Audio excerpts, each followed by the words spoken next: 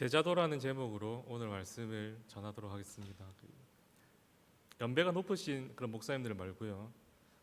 저하고 동기인 그런 목사들과 또는 1, 2년 정도 선배, 후배 그런 교육자들과 이렇게 대화를 나눌 때 개인적으로 그 대화 가운데 이 제자라는 단어가 나오면은요.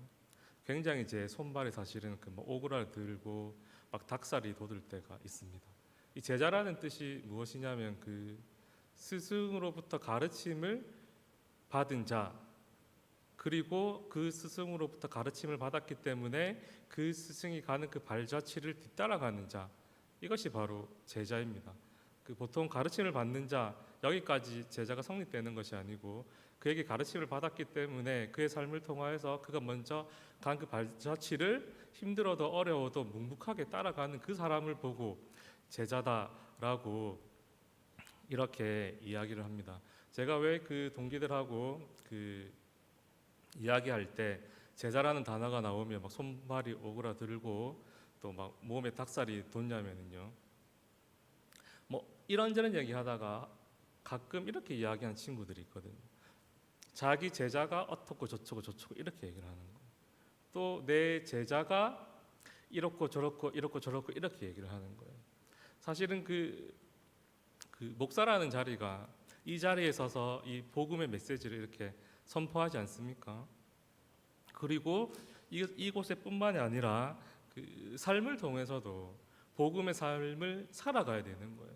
그래서 그 삶을 그가 가르치는 학생들이나 성도들이 보고 본을 받을 수 있도록 해야 되는 거예요. 그렇게 해서 목사를 통해 전해지는 그 하나님의 말씀에 순종했더니 목사님의 삶을 같이 호흡하며 따라가 봤더니 최종적으로 예수님의 영광이 있고 그 예수님을 통해서 하나님께 영광을 올려드리는 삶을 살 수 있었다라고 한다면 사실은 그 목사의 제자가 된다는 말도 그렇게 나쁜 뜻은 아니거든요. 근데 제가 생각할 때 자꾸 제자가 어떻고 무엇을 했다라고 이야기할 때 그냥 제가 들을 때는 그냥 단순히 조금 그 친구의 말을 잘 듣는 사람, 저는 조금 더 가깝게 두고 있는 것 그 이상 그 이하도 아닌 것 같은데 자꾸만 제자가 어떻고 저쩌고 하니까 제가 마음이 좀 불편한 거예요. 사실은 이 스승과 제자의 관계가 성립이 되려고 하면은요. 제가 아무리 우리 담임 목사님을 사랑하고 존경해서 담임 목사님의 제자가 되겠습니다 해도 담임 목사님께서 저를 제자로 받아주지 않으면 상호 간에 합의된 것이 없으면 제자와 스승의 관계가 성립이 안 되는 거예요. 합의된 관계라고 할 때 어떤 대단한 그런 관계가 아니고 목사님 제가 목사님의 그 삶을 배우고 싶고 따라가겠습니다. 저를 제자로 삼아 주십시오. 그래 내가 너를 내가 너의 스승이 될게. 스승으로서 너를 돌봐주고 보살펴줄게. 이런 관계가 합의가 된 관계가 돼야지 스승과 제자 관계가 성립을 하는데 제가 볼 때 아닌 것 같거든요. 그냥 혼자서 묻고 싶어요. 그런 친구들에게 혹시 네가 말하는 그 제자가 당신의 스승을 생각하나 묻고 싶은데 묻지는 못하겠더라고요. 제가 우리 교회 오기 전에 앞에 교회에서 전도사 때 5년이라는 시간 동안 한 교회에서 이렇게 사역을 했습니다. 5년이라는 이 시간이 사실은 길면 길고 짧으면 짧은데 제가 길다라고 느낀 적이 언제였냐면 중학생 때 처음 제가 중고등부를 가르쳤는데 고등학생이 된다든지 또는 고등학교를 졸업하고 대학을 갔는데 대학도 졸업하고 직장인이 되었다든지 또는 가르쳤던 학생들이 군대에 입대를 했는데 전역을 하는 것을 보면 이 5년이라는 시간이 짧지만 않구나라는 생각을 하는 거예요. 제가 그 교회에서 4년째 사역하는 날에 4년째 사역하는 그 해에 있었던 일인데요. 제가 중학교 때 가르쳤던 함께 신앙생활했던 학생이 한 명 있었습니다. 아이가 이제 그 아이가 이제 20살이 된 거예요. 대학을 가게 되었습니다. 그 아이가 공부를 잘했습니다. 소설가가 자기 꿈이고 지금도 그 꿈을 향해서 가고 있는데 그렇다 보니까 책을 많이 읽으니까 되게 똑똑하더라고요. 저보다 아는 것도 많고 그렇게 하다가 걔가 이제 서울에 있는 이제 대학에 합격을 했습니다. 그리고 2주 후면 이제 부산을 떠나서 이제 서울에서 학교 생활을 할 텐데 이제 섭섭하지 않습니까? 같이 이렇게 좋은 시간을 많이 보냈고 추억이 많은 아이거든요. 근데 제가 밥을 사줬습니다. 2주 전에 밥을 먹으면서 이런저런 이야기를 하는데 갑자기 그 아이가 저한테 뭐라고 하냐면 그 전도사님의 제자가 되겠습니다. 이렇게 얘기하는 거예요. 저한테. 순간 밥 먹다가 깜짝 놀래가지고 손발이 막 저린 거예요. 너무 민망해가지고. 왜 그러나 그런 말 하지 마라 이렇게 얘기를 했습니다. 그런 말 함부로 하는 거 아니다고. 그냥 밥 먹어라. 비싼 밥 먹으면서 와 그러노 이렇게 하고 말았는데 또 대화를 하다가 그 친구가 뭐라고 하냐면 이러이러한 이유 때문에 제가 전도사님의 제자가 되고 싶으니까 전도사님은 저를 제가 되고 싶으니까 저의 스승이 되어 달라고 자기를 제자 다루듯이 그렇게 대해주고 보살펴 달라고 하는 거예요. 그래가지고 약간 엉뚱한 면이 없지 않아 있던 아이였거든요. 그렇게 해가지고 그냥 무작정 하지 말라고 하면 말이 안 통할 것 같아서 제가 물었어요. 제자가 무슨 뜻인지 아니 물었어요. 정확하게 알더라고요. 스승으로부터 가르침을 받아서 그 스승의 삶을 본받는 거 뒤따라가는 게 제자 아닙니까? 이렇게 얘기하더라고요. 그래 이 말 맞다 그래. 그럼 네가 이때까지 나하고 사역하면서 내가 무엇을 제일 중요하게 생각하는가 하는데 물어봤거든요. 그때 우리 아이들하고 계속 날마다 모여가지고 큐티하고 말씀 묵상하고 막 이랬었거든요. 말씀 묵상요 이렇게 얘기하는 거예요. 그래 맞다. 그럼 네가 일주일 동안 그 말씀 묵상을 큐티를 몇 번 하노 이렇게 물어봤습니다. 한 번 아니면 2번 한다 이렇게 얘기하더라고요. 그래서 제가 이렇게 얘기했어요. 그러면 이제 네 서울 가잖아. 서울 가서 한 학기 동안 말씀 묵상 한번 해봐라. 그리고 네가 꾸준하게 일주일 동안 3번 이상 큐티를 하고 나서 그리고 나서 방학 때 부산에 내려오면 그때 다시 내하고 이야기를 하자라고 이렇게 달려가지고 헤어졌어요. 그해 여름이 되었습니다. 어떻게 됐을까요?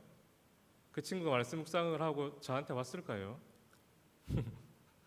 서울에서 내려오지를 않았어요. 아예 그냥 서울 생활이 너무너무 즐겁고 재밌대요. 친구들하고 서울 구경하는 것도 재밌고 알바해서 그 돈을 모아서 서울의 동대문 시장 가서 옷 사는 것도 재밌고 더 중요한 거는 그 친구가 다니는 학교가 연극 영화과가 있었습니다. 그래갖고 연예인들이 많이 다녔는데 한 번씩 연락이 와요. 오면 말씀 묵상이 어떠셨고 이런 얘기 안 하고 누구 봤어요? 누구 보였어요? 진짜 가까이서 봤는데 진짜 연예인은 달라요. 이런 얘기 하는 거예요. 그 아이가 겨울 방학 때도 내려오지 않았어요.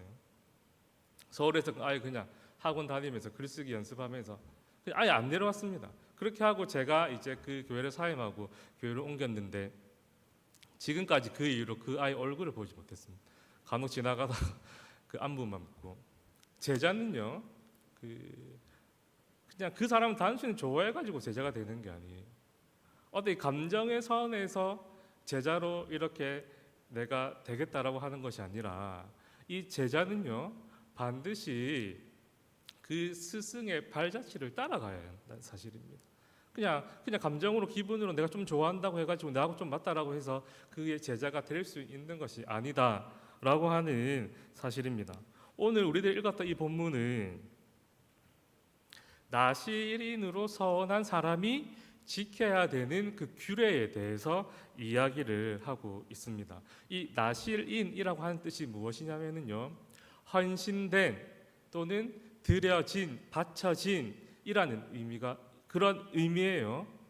그러므로 이 나실인이라고 할 때 이 의미는 무엇이냐면 하나님께 헌신된 사람, 하나님께 바쳐진 사람, 하나님께 드려진 사람이라고 하는 이 의미를 가지고 있습니다.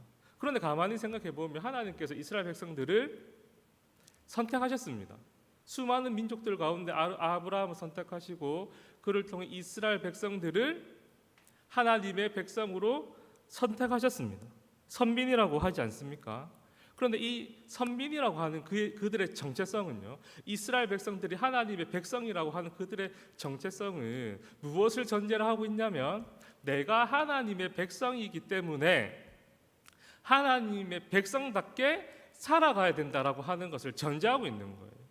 그들이 하나님께 선택받아 선민이 된 이유는 무엇이냐면 단순히 하나님께 선택해서 선민이 아니라 하나님께 선택을 받아 하나님의 백성답게 살아가도록 그것을 보여주기 위해서 그들이 선택된 민족 선민이다라고 하는 거예요. 출애굽기 19장에 보면 무슨 내용이 나오지요? 이스라엘 백성과 하나님이 언약을 맺는 그런 장면이 나옵니다. 그렇게 언약을 맺고 20장에 바로 어떤 내용이 나오냐면 십계명 이야기가 나오는 거예요. 하나님께서 모세를 통해 십계명을 수여하시는 거예요. 십계명이 무엇입니까? 하나님의 백성, 언약 백성이 되었으니 하나님의 백성답게 어떻게 하면 살아갈 수 있을 것인가, 그것을 십계명과 그 율법을 통해서 이스라엘 백성들에게 알려주는 것 아니겠습니까? 그러므로 오늘 이 나시린이라고 하는 것은 하나님께 헌신한 사람, 하나님께 바쳐진 사람이라는 의미가 있는데, 이 의미가 전제하는 것은 무엇이냐면 이 하나님께 헌신되고 바쳐졌기 때문에 오직 하나님만을 위해서 살아가야 되는 사람이라고 하는 이 의미까지 포함이 되어 있는 거예요. 그러므로 여러분들 이 시간에 제가 이 나시린을 한 줄로 정의하려고 하는 거예요. 앞으로 여러분 나시린 하면 이 한 줄만 기억하시면 되는 거예요. 그것이 무엇이냐면 바로 세상과 구별되어 하나님께 선택된 사람. 다시 한번 따라해 보겠습니다. 세상과 구별되어 하나님께 헌신된 삶을 살아가는 사람. 이것이 바로 나시린이다라고 하는 사실입니다. 그런데 제가 처음 말씀드렸다시피 이스라엘 백성이 하나님께 선택을 받았습니다. 그들의 정체성은 하나님 자녀예요. 그리고 하나님의 자녀는 단순히 타이틀만 갖고 있는 것이 아니라 하나님의 자녀이기 때문에 하나님의 자녀다운 합당한 그 삶을 살아가야 되는데, 그 합당한 삶이 무엇이냐? 바로 이방인들과 구별되어 온전히 하나님께 헌신된 사람을 이야기하는 것이거든요. 그들의 정체성이 바로 나시린과 똑같은데 왜 하나님께서 특별히 이 나시린이라고 하는 이 규례를 따로 떼어 설명했을까요? 그 이유는 뭘까요? 별거 아닙니다. 이런 것입니다. 이스라엘 백성들이 나시린이라는 규례를 통해 나시린으로 헌신한 그 사람을 보면서, 아하, 우리 이스라엘 백성들은 하나님의 백성이지, 하나님의 자녀지, 그렇기 때문에 우리는 온전히 세상과 구별되어 하나님께 헌신하는 삶을 살아야 되는 그런 사람들이지 라고 하는 사실을 이 나시린으로 서약한 그 사람을 통해서 가시적으로 눈으로 보고 깨닫고 느낄 수 있도록 하기 위해서 하나님께서 오늘 나시린의 이 규례에 대해서 이야기를 하고 있다라고 하는 사실입니다. 그런데 오늘 이 나시린이라는 이 그 주제를 가지고 오늘 말씀을 한번 적용해보고 교훈을 얻을 텐데, 사실 그 신약 시대를 살아가고 있는 그 오늘날에는 나실인이 없습니다. 나실인이라고 하는 이 제도도 없습니다. 이 그 나실인이라고 하는 이 규례는요, 이 두 부류로 나눌 수 있거든요.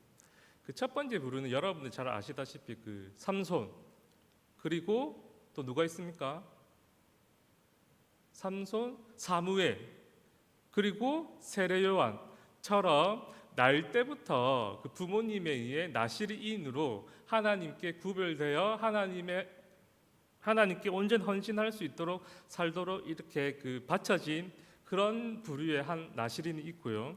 두 번째는 오늘 본문이 이 두 번째 나시린을 향해서 말씀하시는 건데, 두 번째는 태어날 때부터가 아니라 어떠한 이 기간을 정해놓고 이 기간 동안 이 나시린으로서 살아가는 그러한 나시린의 부류가 이렇게 있습니다. 그런데 오늘날에 나시린이 없기 때문에 우리가 아기를 놓고 태어난 아이를 하나님께 나시린으로 드리겠습니다, 바치겠습니다, 세상과 구별되어 하나님 헌신된 자로 이렇게 하나님께 드리오니 받아주시면, 이런 거 없잖아요. 어떠한 기간 정해놓고 이 기간 동안은 그 나시린으로 살아가겠습니다 라고 하는 그런 제도는 오늘날 없습니다. 그러면 오늘 본문은 어떻게 되는 걸까요? 그럼 오늘 본문은 우리들과 상관이 없는 것일까요? 단지 구약의 그 광야를 출발하기 전에 이스라엘 백성들에게 일어나는 또는 주어진 그 법에 지나치지 않을까요? 어떨까요? 아닙니다. 오늘 이 나시린의 이 규례는 저와 여러분들에게, 우리들에게 굉장히 중요한 그 교훈을 주고 있습니다. 그 교훈이 뭐냐면요, 바로 결론부터 말씀드리면 우리들이 예수님의 참된 제자가 되기 위해서 어떻게 살아가야 되는지, 그 제자도가 무엇인지를, 어떻게 하면 하나님의 참된 제자가 되어 하나님을 기쁘시게 할 수 있는지, 그러한 삶을 오늘 이 나실인이라고 하는 이 규례를 통해 교훈을 얻을 수가 있다라고 하는 사실입니다. 왜냐하면은요, 왜 나실인을 통해서 그 교훈을 통해서 예수님의 참된 제자로 살아갈 수 있는 그 삶의 방법, 삶의 교훈을 얻을 수 있는가 하면 이렇습니다. 우리들이 성도들이요, 그리고 그리스도인들이 예수님을 나의 구주로 깨닫고 믿고 고백하는 순간, 하나님의 자녀가 되는 순간 우리들은 어떻게 되냐면요, 바로 하나님 앞에 구별된 존재, 그리고 하나님 앞에 헌신하며 살아가는 존재로 바뀌는 거예요. 제가 방금 말씀드리지 않았습니까?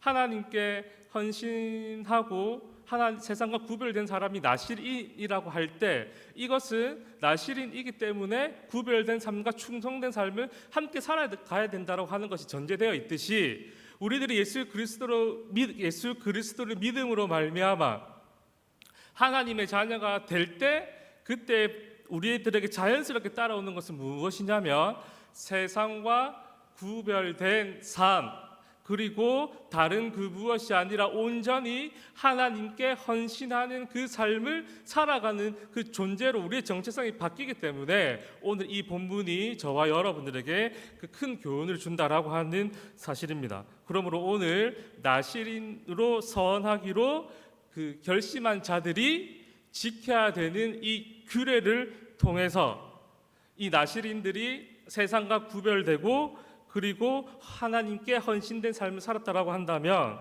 오늘 이 본문 말씀을 통해 우리들 역시 서원자들이 지켜야 되는 그 규례를 통해 교훈을 얻음으로 말미암아 우리들 역시 제자의 삶, 세상과 구별된 삶, 온전히 하나님께 헌신하는 삶이 무엇인지 깨달을 수 있다라고 하는 사실입니다. 자, 그러면 지금부터 그러한 삶이 무엇인지 한번 살펴보도록 하겠습니다. 첫째, 예수님의 제자는 바로 세상과 구별된 삶을 살아야 한다라고 하는 사실입니다. 3절 말씀 한번 보시겠습니다. 3절 말씀을 보시면 포도주와 독주를 멀리하며 라고 이렇게 이야기를 하고 있습니다. 이 독주는 곡물로 만든 그 술을 이야기하는 것인데, 특히 3절과 4절을 보면 이 포도로 만든 그 어떠한 식품도 먹지 말라라고 이렇게 이야기를 하고 있습니다. 포도주가 훨씬 더 그 초점에 맞춰 있습니다. 그러면 이 포도주와 독주를 멀리하고 포도와 관련된 식품을 먹지 말라라고 하는 것이 무엇을 의미하는가? 이것이 상징하는 바가 무엇인가? 여러분, 그 민수기 13장에 보면은요, 그 이스라엘 백성들이 가나안 땅을 정탐하는 이야기가 나옵니다. 그 12명의 정탐꾼들이 가나안 땅에 들어갑니다. 그리고 가나안 땅을 정탐합니다. 그리고 나서 그들이 진짜구나, 적과 꿀이 흐르는 땅이 이 가나안 땅이 맞구나라는 것을 어떻게 알 수 있냐면 포도나무를 통해 그들이 깨닫게 되는 거예요. 이 포도나무를 통해서 진짜구나, 열매가 많고 알이 굵은 걸 보면서 진짜 이것이 적과 꿀이 흐르는 땅이라는 사실을 우리들에 보여주고 있구나, 그런 생각이 들어가지고 이 포도나무를 뱀니다. 베어가지고 막대기에 이렇게 깬 다음에 두 사람이 어깨에 메고 가는 거예요. 왜냐하면 정탐을 했으니까 가서 보고를 해야 될 거 아닙니까? 보고할 때 진짜 적과 꿀이 흐르는 이 땅이 맞다, 가나안은. 왜냐하면 이 포도를 보아라, 이 정도 크기와 이 정도 열매면 진짜 적과 꿀이 흐르는 땅이다라는 사실을 증명해 주기 위해서 그들이 이렇게 들고 가거든요. 그리고 포도나무를 벤 그곳을 지명의 이름을 뭐라고 하냐면 에스골 골짜기라고 얘기합니다. 그 에스골이 무슨 뜻이냐면 그 포도를 셀 때 우리 한 송이 두 송이 하지 않습니까? 그때 송이라고 하는 그 뜻이 바로 에스골이거든요. 그곳에서 그들이 확인하고 증명하기 위해 포도나무를 베고, 그리고 그것을 에스골 골짜기, 송이의 골짜기라고 지었다라고 하는 것은 이 포도가 상징하는 바가 있다라고 하는 사실입니다. 이 포도가 바로 이 가나안 땅의 풍요와 안정과 그리고 농경생활, 잘 정착된 농경생활을 상징하는 것입니다. 그런데 이것을 상징한 이 포도를 먹지 말라라고 하는 것은 바로 가나안 사람들의 삶을 거부하는 거예요. 그리고 이 포도를 먹지 않고 멀리함을 통해서 나는 이 가나안 사람들의 문화와 가나안 사람의 풍요를 의지하는 것이 아니라 오직 하나님만 의지하고 오직 하나님만을 위해 살아가겠습니다 라고 하는 의미가 가진 거예요. 그렇기 때문에 이 나시린들이 이 포도와 포도에 관련된 그 어떠한 식물도 먹지 않았다라고 하는 사실입니다. 저와 여러분들 역시 마찬가지입니다. 참된 제자가 되기 위해서 참된 제자의 합당한 삶을 살아가야 되는데 어떠한 삶을 살아가야 되는가? 첫 번째가 바로 세상과 구별된 삶을 살아야 된다라고 하는 거예요. 세상과 구별된 삶은 뭔가 그러면 한마디로 무엇인가? 다른 거 아니에요. 세상 한가운데 서서 모든 사람은 세상의 지혜와 논리와 세상의 힘의 방식대로 살아갈 그때에 우리들은 그리스도인으로서 세상의 지혜대로 살아가고 말하는 것이 아니라 하나님의 그 말씀의 원리대로 하나님의 말씀대로 살아가는 것을 보여주는 사람, 그리고 우리 인간은 세상의 지혜와 논리가 아니라 하나님의 말씀의 원리대로 살아갈 때 가장 행복하다라는 그 사실을 우리는 한가운데 서서 보여주고 증명해내야 되는 것입니다. 그것이 바로 세상과 구별된 삶이다 라고 하는 사실입니다. 두 번째, 참된 제자의 삶을 살기 위해서 저와 여러분들이 어떻게 살아가야 하는가 한번 따라하도록 하겠습니다. 온전히 헌신하는 삶을 살아야 합니다. 두 번째, 이 참된 제자가 되는 삶의 그 방법은 무엇인가? 바로 오직 하나님께 온전히 헌신하는 삶을 살아야 된다라고 하는 거예요. 여러분 5절 한번 보시겠습니다. 5절 말씀을 보면 이렇게 이야기를 합니다. 서원을 하고 구별하는 모든 날 동안은 삭도를 머리에 절대로 대지 말라라고 하는 거예요. 한마디로 머리를 깎지 말라라고 하는 거예요. 왜 깎지 말라고 할까요? 여러분 그 13절부터 읽지는 않았지만 21절까지 보면 내용이 무엇이냐면 나시린으로서 서약한 날이 마쳤습니다. 마치면 끝났네. 이때까지 내가 하나님께 거룩하게 나시린으로 살았으니까 이제 원래의 삶으로 돌아가야 되겠네 하고 그냥 끝나는 것이 아니라 마지막 마치는 그날에 어떤 의식을 통해서 마무리를 지었거든요. 그때 그 의식 가운데 제물로 드려야 되는 것이 무엇이냐면 바로 이 머리카락, 자르지 않았던 이 머리카락을 하나님께 제물로 바쳐 드려야 했던 거예요. 이것이 의미한 바가 무엇이냐면 이 나시린은 온전히 세상과 구별하여 모든 것을 하나님께 뭐 하는 것이라고 했습니까? 하나님께 헌신하는 삶을 사는 기간이라고 말했습니다. 그러면 심지어 이 머리카락, 자라난 이 머리카락도 이 나신인으로 사역한 이 기간에는 내 마음대로 자를 수 있고 내 마음대로 어떤 용도에 사용할 수 없고 이것마저도 하나님께 온전히 제물로 드려야 된다라고 하는 거예요. 즉 머리를 자르지 말라는 이 의미는, 그리고 이 머리를 하나님께 제물로 바친다는 그 의미는 무엇이냐면 이 머리털까지 하나님의 것이니 온전히 하나님께만 헌신하는 삶을 살아야 된다라고 하는 의미입니다. 나시린들이 이렇게 머리카락을 들여서 온 삶을 헌신하는 삶을 살았다라고 한다면 우리들 역시 참된 제자가 되기 위해서는 어떻게 해야 하는가? 바로 온전히 우리 하나님께만 헌신하는 삶을 살아가야 된다라고 하는 사실입니다. 그러면 이 헌신하는 삶이 무엇입니까? 뭘까요? 내가 가지고 있는 그 24시간, 이 시간 중에 자는 시간 빼고 20시간, 15시간을 온전히 하나님을 위해 사용하는 것이 하나님께 헌신된 그런 삶이겠습니까? 내가 가지고 있는 이 돈과 재정과 내가 할 수 있는 이 건강과 힘 온전히 하나님께 다 드리는 것을 보고 하나님께 헌신된 삶이라고 할까요? 뭐 그럴 수도 있겠지만 아니에요. 하나님께 헌신한 삶은 어떠한 삶인가? 재정이든 시간이든 건강이든 우리의 첫 번째 우선순위가 바로 예수님을 위한 삶이 되어야 한다라고 하는 사실입니다. 비록 내가 교회를 위해서 복음을 위해서 24시간 중에 1시간밖에 드리지 못할지언정 내 마음의 첫 번째 우선순위 그리고 내 마음의 중심은 언제나 예수님이 되어야 한다는 사실입니다. 교회가 되어야 한다는 사실이에요. 시간도 마찬가지고 재정도 마찬가지입니다. 사실 우리들이 그렇게 월급을 받으면 10분의 1 하나님께 드리는 것이지만 나머지 10분의 9를 우리의 이렇게 그 먹고 사는데 이렇게 쓰는 것이지만 그래서 양으로 따지면 비교할 수 없지만 그럼에도 불구하고 우리의 이 재정을 11조를 우리의 중심을 드려 하나님의 것입니다라고 고백해서 드릴 때 그것이 바로 온전히 하나님께 헌신하는 삶이다라고 하는 것입니다. 저와 여러분들 그렇게 살아갈 때 예수님의 참된 제자가 될 수 있다라고 하는 사실을 믿으시는 저와 여러분들 되기를 간절히 바랍니다. 마지막으로 예수님의 제자는 어떠한 삶을 살아가야 하는가? 바로 죄를 멀리하고 미워하는 삶을 살아야 됩니다. 여러분 7절, 6절 말씀 한번 보시겠습니까? 6절 말씀을 보면 이 나시린들은요 시체를 가까이 하지 않아야 합니다.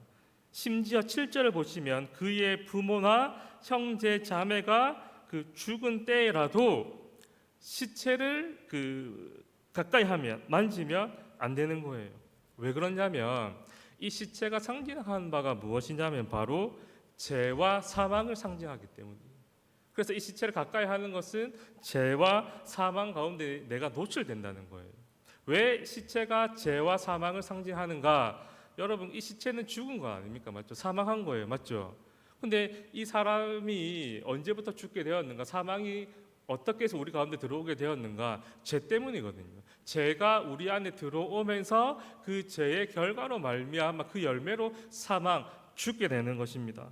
그러므로 이 시체는요 죄의 결과와 죄의 열매를 상징하고 있습니다. 그러므로 이것을 죄를 상징하는 시체를 만지지 말고 가까이 하지 않아야 된다는 것은 죄를 미워하고 죄로부터 멀어져야 한다는 사실입니다.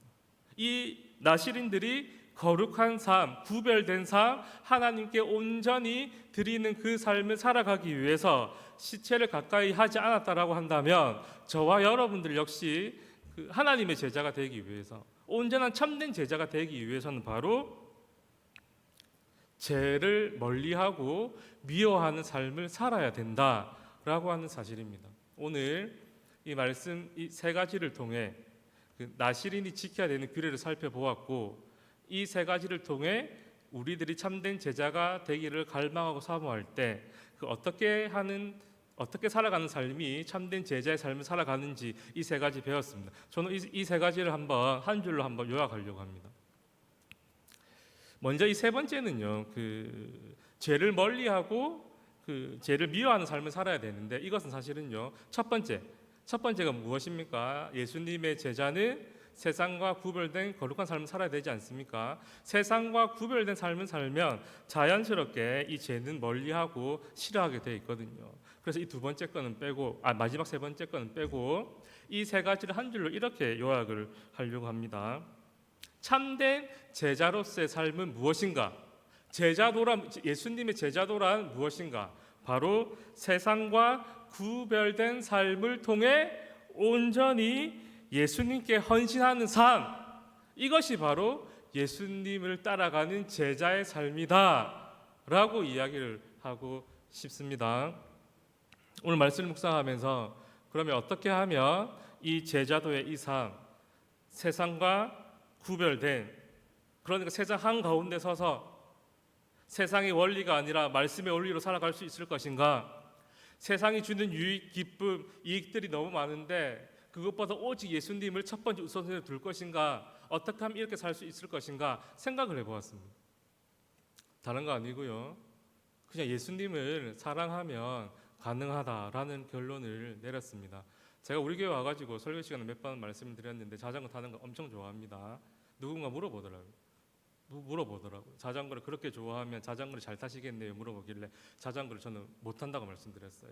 그리고 저는 왜 못하는지 정확하게 말씀드릴 수가 있습니다. 왜냐하면 제가 33살부터 자전거를 탔는데 자전거 혼자 탔기 때문에 저는 자전거를 잘 타는 그런 개념이 없었어요. 그냥 힘이 나고 타고 싶으면 정상까지 갔다가 힘들고 타기 싫으면 그냥 내려왔거든요. 근데 제가 우리 교회 와가지고 조홍석 집사님을 만났습니다. 그리고 조홍석 집사님 통해가지고 자전거 잘 타는지 뭔지 배웠거든요. 속도도 중요하고 시간도 중요하고 거리도 중요하더라고요. 그 모든 걸 합쳐가지고 자전거를 잘 탄다 이렇게 이야기를 하더라고요. 그런 관점에서 보니까 저는 자전거를 진짜 못하는 거예요. 근데 그렇게 새롭게 자전거 잘 타는 방법을 배워가지고 너무 재밌는 거예요. 막 열심히 자전거 탔습니다. 3개월 전까지 그렇게 하다 제가 우리 교회 와가지고 자전거 타다 2번 넘어졌어요. 2번 넘어져가지고 석 달 전에 한 번 넘어지면 자전거도 깨지고 저도 다쳤어요. 2달 동안 자전거를 고쳤어요. 2달 동안 드디어 고쳤습니다. 이제 자전거 타려고 하니까 아픈 거예요. 넘어진 데가 저는 괜찮아질 줄 알았는데 2달이 지나도 지금 3달이 지나도 계속 아픈 거예요. 그렇게 해가지고 지금 약 먹고 있거든요. 병원 다니면서 3달 전에 다쳤는데. 그래서 이제 다 나으면 달라고 안 타고 있어요. 근데 제가 있잖아요. 내일 새벽부터 다시 타려고 합니다. 다 나서 타는 게 아니고 타고 싶어서 타는 거예요. 자전거가 좋아서. 혹 타다가 아프면 안 타려고요. 그냥 안 타더라도 지금 저는 자전거 타고 싶어서 그냥 아파도 타려고요. 제가 자전거를 타다가 교통사고 나서 학교를 1년 쉬었습니다. 그 회사 택시하고 부딪혔는데 제가 보상금을 보통 회사 택시하고 이렇게 사고가 나면 보상 제대로 받겠나 이렇게 생각하잖아요. 제가 그 치료비 빼고 6개월 동안 재활비 빼고 수술비 빼고 입원비 빼고 1,100만 원을 받았어요. 그 정도로 많이 다쳤다는 뜻입니다. 제가 다쳤을 때 제 성격이 무슨 모험적이거나 또는 제가 무슨 적극적인 성격이 아니거든요.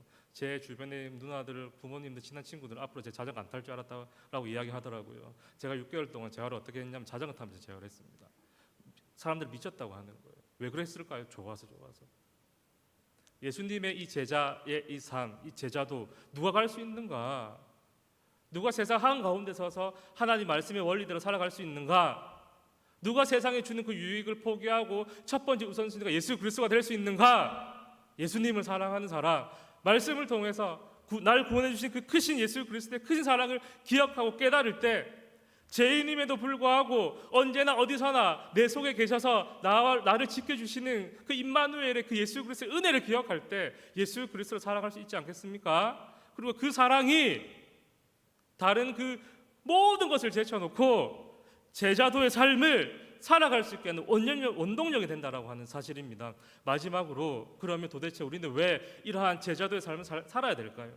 그냥 세상 한가운데 살면서 세상 사람들하고 편하게 지내면 좋을 텐데 왜 그 힘든 제자도의 삶을 살아가야 될까요? 여러분 오늘 이 그 본문 7장이 무엇에 대한 이야기입니까? 이스라엘 백성들이 가나안 땅으로 가야 되는데 그 가나안 땅 앞에는 이 광야가 있지 않습니까? 이 광야를 잘 통과하려면 준비를 해야 되는데 무엇을 준비해야 되는가?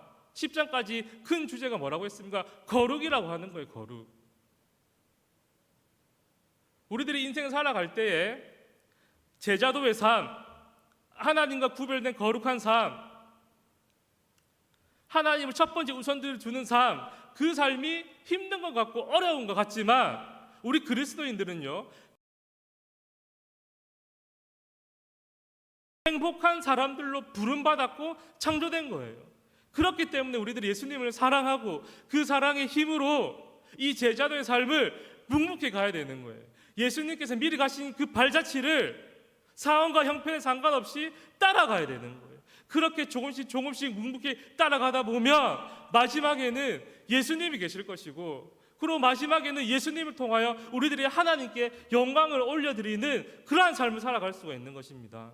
그렇기 때문에 저와 여러분들이 제자도의 이 삶, 세상과 구별된 거룩한 삶, 그리고 하나님을 첫 번째 우선순위에 두는 하나님께만 헌신의 삶을 살아가야 된다고 하는 사실입니다. 오늘 말씀을 듣고 여러분들 함께 이 제자도의 삶을 걸어가기로 결심하는 저와 여러분들 되었으면 좋겠습니다. 무엇보다 우리들의 힘으로는 그 제자도의 삶을 살아갈 수 없다는 건 너무나 잘 아시죠? 성령 하나님을 간절히 의지해서 제자도의 삶을 살아갈 수 있도록 용기를 주시옵소서, 믿음을 주시옵소서. 그리하여 정말 기쁘고 행복한 그러한 교회와 가정 성도가 될 수 있도록 도와주시옵소서.